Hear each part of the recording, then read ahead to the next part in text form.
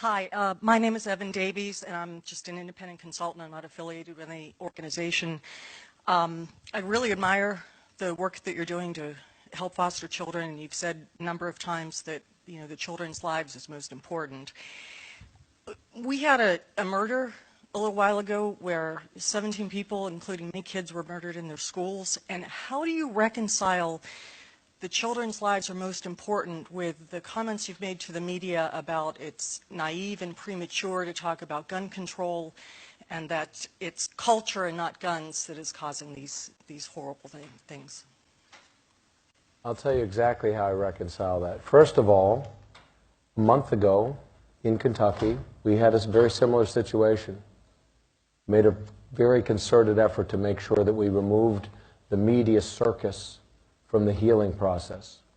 So within 24 to 48 hours, you're probably not even aware, most people aren't, that I had a 15-year-old come into a school in Kentucky last month and shoot 16 children at point-blank range, 2 of whom died. A set of twins were both shot and taken to a level 1 trauma center. They lived. This is very real to me. I've sat with these families. You also probably are not aware of the fact that I buried my oldest child. Died under different circumstances, but went to school and didn't come home. She was 17 years old. I know exactly, not exactly, it's not possible to know exactly what another person's going through, but I know exactly what it feels like to bury your oldest child. I know what the impact is on a family. I don't come at this with a sense of sympathy, but empathy. The point that I've made that's been largely misconstrued, I'll reaffirm with you and tell you exactly where it comes from. This idea, just as solving this issue is able to be solved with a single law or rule or change, is naive and delusional. And so we shouldn't allow ourselves to entertain naive and delusional thoughts. It is part of a broader construct, just as this issue is. And the point that I made, that I'll reiterate, is that if we think that a part of what we are seeing is not a cultural problem, we're kidding ourselves. And the point that I've made is this. What has shifted in the last 10, 20, 30, 40, 50 years? It's not the percentage of guns that we find in homes. And you can give me a statistic that there's now more guns. Fair enough, I'll submit that that may be true. I'm not going to argue with you. But the reality is there's fewer homes that have guns in them than there were 50 years ago when children didn't walk into schools and shoot themselves and shoot each other. That's a fact. You can confirm that. But I'll tell you this. When I was a kid, kids brought guns to school. Kids brought guns on the school bus. Kids brought guns to school in their own vehicles. Kids didn't shoot each other with them. So some things have not changed. What has changed? We as a culture, as a society, and it's very germane to this topic as well, we don't value human life like we did. We remove increasingly respect for the dignity of other people. You look at how rampant pornography is, the degradation and disrespect for women and for human life in general. It is so systemic. People of our age have not been exposed like our children have been. There's not a child in America that hasn't been exposed to pornography, I guarantee you, if they're above the age of 12. That's a fact. It is so systemic, it's horrific. And it desensitizes us at every turn. And so we're desensitized to the value and dignity of human life.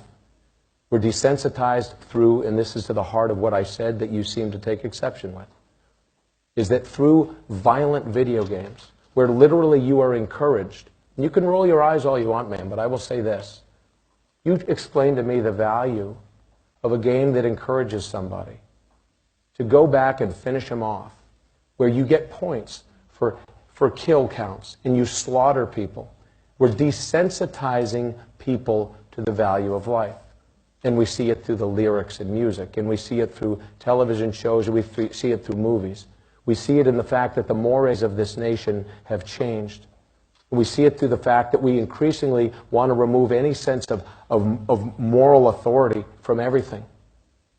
I'll tell you again, we could have 1,000 sidebars, and you could agree or disagree as it relates to what I'm about to say. But in a nation where over the last 40 years, We've aborted 50-something million children. And we have multiple states with medically assisted suicide being provided by doctors. At both ends of the life spectrum, we're losing the value for life that we once historically had. You can say that's good, you can say it's bad, but it's a reality. You couple that with the fact that all these other things are changing, that we're removing any sense of authority. It used to be that you had different levels of authority starting in the home itself. Only a third of children in a recent Pew study say that they have no interaction, for all intents and purposes, with their own parents. When their parents live in the home, they say their parents have no clue what they're even learning in school. There was a study recently and an article that was derived from that and other studies that was in the Atlantic. I encourage you to look it up, about the impact. And again, you can smirk and you can smile, but as somebody who's an independent consultant, I find it remarkable that you're so smug and you're so disregarding of my opinion, when in fact I'm just trying to have an honest dialogue with you, based on a fair question. But I will say this. Look at this article in the Atlantic. This article in the Atlantic talks about how young people are increasingly becoming suicidal and depressed because of the use of social media and the use of these personal devices and on-screen time. All these are part of a cultural issue. In this cultural issue, if we're not addressing it, we are kidding ourselves, because it also affects this issue we came here to talk about today, which is why these homes are broken, why so many children are finding themselves in government care, which is not the best solution. The government should not be raising our children, period. It just shouldn't. The fact of the matter is, we need people in the position like I am. And I had this same conversation less than an hour ago with the President of the United States. And I said to him, he should, I should. This whole room was full of cabinet secretaries and governors of other states. Those of us that are in a position of influence and the ability to say something, shame on us if we don't step up and call people to a higher authority. And there will always be those, including many in the media, whoever the messenger is, they're going to find the imperfection in that messenger. So if the messenger says we should do X, Y, Z as it relates to this issue or adoption and foster care, people will say, well, who is this person? They're an imperfect person. Well, so is every one of us. There's not a perfect person in America, but that doesn't mean we don't strive for perfection. There's not a perfectly morally upright person in America. That doesn't mean we don't espouse and aspire to reach for moral higher authority and expect more and demand more of our children. Shame on us if we don't sound the alarm.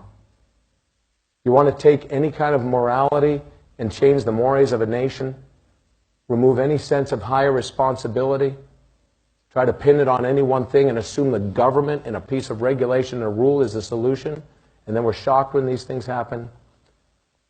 We're kidding ourselves.